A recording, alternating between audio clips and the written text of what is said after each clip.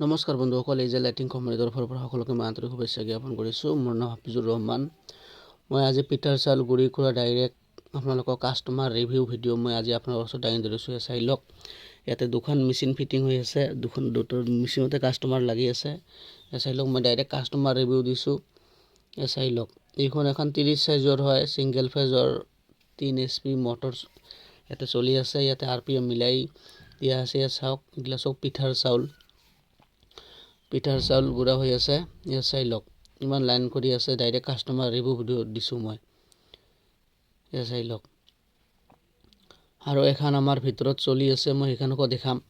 দুখন মেচিন চলি আছে। ইয়াত চাওক, কাষ্টমাৰে মোনাত কৰি চাউল লৈ আহিছে ডাইৰেক্ট ইয়াতে পিঠাৰ গুড়া কৰাৰ কাৰণত।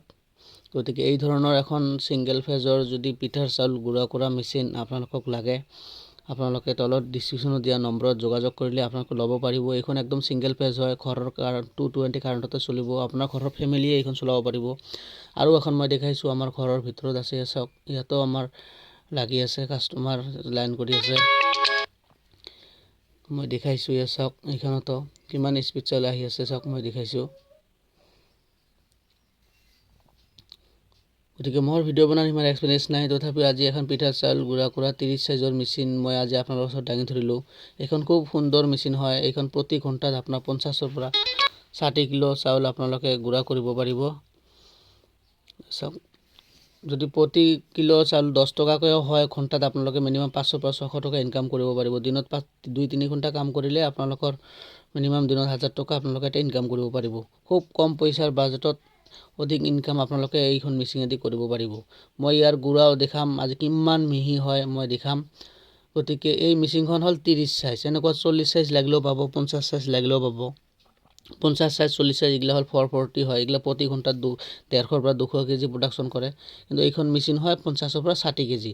খুব সুন্দৰ ছাৰ্ভিচ। এই মেচিনখন এখন লোহাৰে হয়, এইখন কোনো কাষ্টৰ নহয়, এইটো লোহাৰে তৈয়াৰী কৰা হয়। ইয়াতে এটা হোপাৰ আছে, ওপৰত হোপাৰত 10 কিলো চাউল একেলগে আপোনালোকে দিব পাৰিব।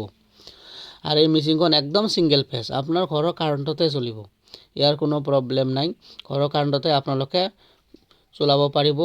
বা আপুনি কাম কৰি আছে, আপোনাৰ কামৰ পাছাপাছি এই মেচিনখন আপোনালোকে ঘৰতে আপোনাৰ ফেমিলিয়ে চলাই 2-1 টকা ঘৰৰ ফেমিলিয়ে আপোনালোকে ইনকাম দিব পাৰিব।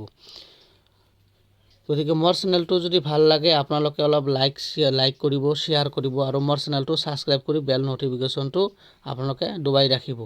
মই এয়া চাওক, কিমান স্পীড চাউল আহিছে। চাই লওক, কিমান স্পীড চাউল আহিছে। ইয়াৰ মই গুড়াগিলাও মই আপোনালোকক মই দেখাম। চাওক, এইটো শেষ হ'ব ইয়াৰ। চাওক, কিমান স্পীড চাউল আহিছে।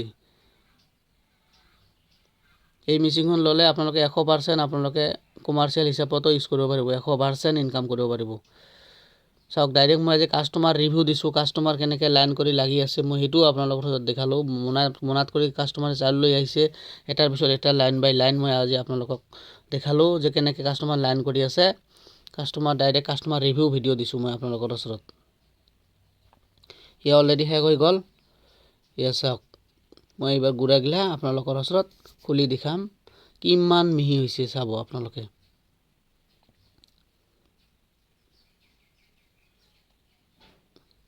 আৰু লগতে আপোনালোকক ৰাইচ মিল লাগিলেও পাব। আমাৰ তাত ৰাইচ মিলো এভেইলেবল আছে। ৰাইচ মিল, ডিজেল ইঞ্জিনৰ ৰাইচ মিল, 20 HP ডিজেল ইঞ্জিনৰ ৰাইচ মিল, ইণ্ডিয়ান চিৰিডৰ ৰাইচ মিল, উস্তাদ Z+ আছে। গাড়ীসহ ৰাইচ মিল লাগিলেও পাব। এয়া চাওক, কিমান সুন্দৰ গুড়া, একদম পাউডাৰ হৈ গৈছে। ইয়াতে পিঠাৰ চাউলো গুড়া কৰিব পাৰিব, দালি, কালাই, বেচন, গম, ভুট্টা চব গুড়া কৰিব পাৰিব। ধন্যবাদ।